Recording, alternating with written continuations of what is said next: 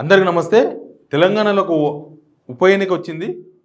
ఆ ఉప ఎన్నిక కేశవరావు రాజ్యసభ సభ్యునిగా ఆయన రాజీనామా చేసిండ్రు. రీసెంట్గా బీఆర్ఎస్కి వెళ్ళి కాంగ్రెస్ చేరిన తర్వాత దేశవ్యాప్తంగా 12 స్థానాలకు ఎలక్షన్ రాజ్యసభ. దానికి ఎవరు మనం ఓటేసిన అవసరం లేదు, ఎమ్మెల్యేలు ఓట్లేస్తారు రాజ్యసభ సభ్యునికి.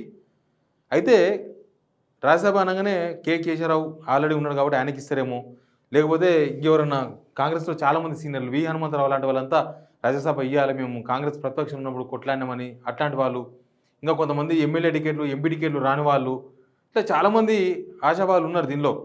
కేశవరావు 2020లో రాజ్యసభగా కేసీఆర్ నియామకం చేసిండ్రు. 4 years అయిపోయింది, ఇంకొక 2 years ఉంది. అందుకే ఉప ఎన్నిక ఇది.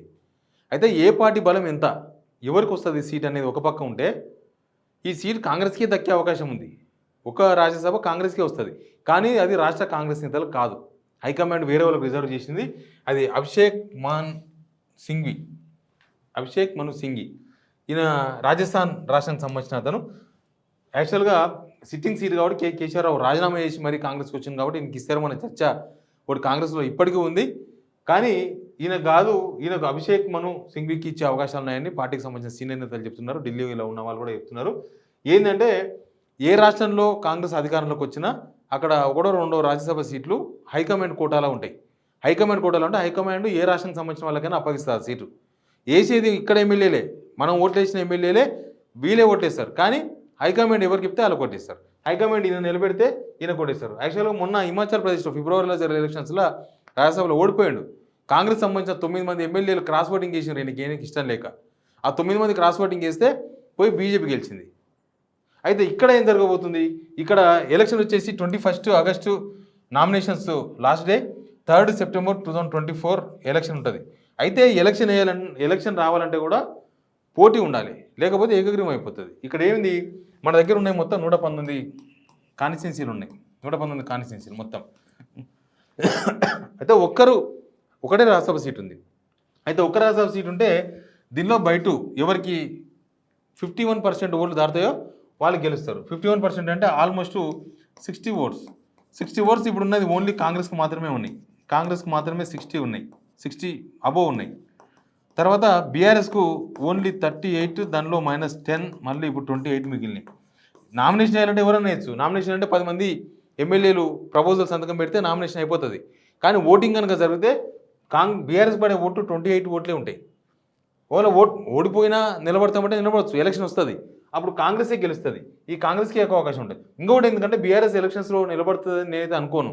ఎందుకంటే దీనిలో క్రాస్ ఓటింగ్ జరిగినా ఆ ఎమ్మెల్యేల మీద డిస్క్వాలిఫికేషన్ అనేది ఉండదు. ఇది ఓపెన్ బ్యాలెట్ ఓటింగే ఉంటుంది. అంతా చూపించి వేస్తారు ఓటు, ఓపెన్గా బ్యాలెట్ మీద ఓటు వేసి చూపించి అక్కడ అయితే ఏజెంట్ ఉంటారో ఆ పార్టీకి సంబంధించిన ఏజెంట్ చూపించవచ్చు.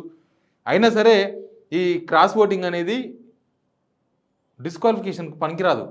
ఇప్పుడు ఎవరైనా ఈ దీనిలో ఉన్న ఎమ్మెల్యేలు ఎవరైనా క్రాస్ ఓటింగ్ చేసినా, లేకపోతే 10 మంది ఎమ్మెల్యేలు ఉన్నారు ఆల్రెడీ, వాళ్ళు కాంగ్రెస్కే ఓటేసిన, బీఆర్ఎస్ విప్పు ధిక్కరించిన వాళ్ళు డిస్క్వాలిఫికేషన్ సమర్థించదు. ఆల్రెడీ పార్టీలో చేరిపోయింది కాబట్టి అది డిస్క్వాలిఫికేషన్ అవుతుంది, కానీ ఇది డిస్క్వాలిఫికేషన్ కాదు. కాబట్టి ఆ సీటు ఖచ్చితంగా కాంగ్రెస్కే వస్తుంది. కాకపోతే ఆ కాంగ్రెస్ ఇక్కడ లోకల్లోకి కాకుండా ఈయన ఏంటంటే పార్టీకి హైకమాండ్కి చాలా దగ్గర. ఇప్పటివరకు ఆయన అన్నిసార్లు రాజ్యసభకి ఎన్నికైంటూ రాజ్యసభకి ఎంపిక చేసిండు, అంతే తప్ప ప్రత్యక్ష ఎన్నికల్లో ఎప్పుడు పోటీ చేయలేదు. కాబట్టి అభిషేక్ మను సింఘ్వి అనే అతనుకు హైకమాండ్ తెలంగాణ కోటాలో రాజ్యసభ ఇచ్చేందుకు సిద్ధమైనట్లుగా ఆల్మోస్ట్ చెప్తూ ఉన్నారు.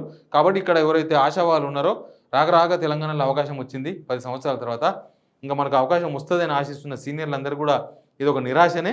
కాంగ్రెస్ వాళ్ళ కోటాలో, హైకమాండ్ వాళ్ళ కోటాలో ఇది ఆయనకే పోస్ట్ అప్పగించేందుకు సిద్ధమైండు.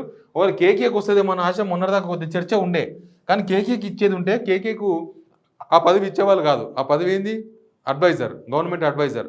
సేమ్ టైం ఒక క్యాబినెట్ ర్యాంక్ కూడా ఇచ్చారు. అంటే మినిస్టర్లకు ఏదైతే ప్రోటోకాల్ ఉంటుందో కేశవరావు కూడా ప్రస్తుతం అదే ప్రోటోకాల్ ఉంది. ఆయనకు ఆ పదవి ఇయ్యరు అని చెప్పడానికి ఆ పదవి ఇచ్చారు. కాబట్టి కేకేకు కూడా ఆల్మోస్ట్ రెన్యువల్, ఈ పోస్ట్ మళ్ళీ లేదు, రాజ్యసభ లేదు. కేకే చేరిన అంతే, కాంగ్రెస్లో అడ్వైజర్గా ఉంటారు, అట్లా ఉంటాడు ఆయన. ఇక ఆయన ఏం హామీ తీసుకుంటో తెలియదు. విజయలక్ష్మి గారికి ఎమ్మెల్యే టికెట్ ఇవ్వాలని తీసుకున్నారా, ఇంకేమైనా తీసుకున్నారో, అక్కడ ఏం జరిగిందో తెలియదు మనకు. కానీ ఇక్కడ ఈయనకి ఇవ్వాలని హైకమాండ్ డిసైడ్ కావడంతోనో ఇక్కడున్న చాలామంది సీనియర్లకు కాంగ్రెస్లో మాకు రాజ్యసభ కావాలని ఆశిస్తున్న వాళ్ళకు చాలామందికి నిరాశ మిగిలే అవకాశం ఉంది. కొంతమంది సీనియర్లే కాదు, జూనియర్లు కూడా రాజ్యసభకు పోతే బాగుండని ఆలోచన చేస్తున్నారు. ఎందుకంటే మొన్ననే అంజన్ కుమార్ యాదవ్ కొడుకు అనిల్ కుమార్ యాదవ్కు రాజ్యసభ ఇచ్చారు ఇక్కడ నుంచి. కాబట్టి రాజ్యసభకు పెద్దగా సీనియర్లే అవసరం లేదు, యూత్‌ని కూడా పంపిస్తుంది కాంగ్రెస్. కాబట్టి చాలామంది మాకు రాజ్యసభ ఇస్తే బాగుండే మాకు కూడా అని అనుకుంటున్నారు. బట్ ఆ పోస్ట్ మాత్రం తెలంగాణలో ఎవ్వరికి ఇవ్వద్దని హైకమాండ్ డిసైడ్ అయినట్లుగా చెప్తున్నారు. ఆల్మోస్ట్ ఈయనకే అభిషేక్ మను సింఘ్వీకే ఆ పోస్ట్ ఇచ్చే అవకాశం కనిపిస్తుంది. Please subscribe signal TV.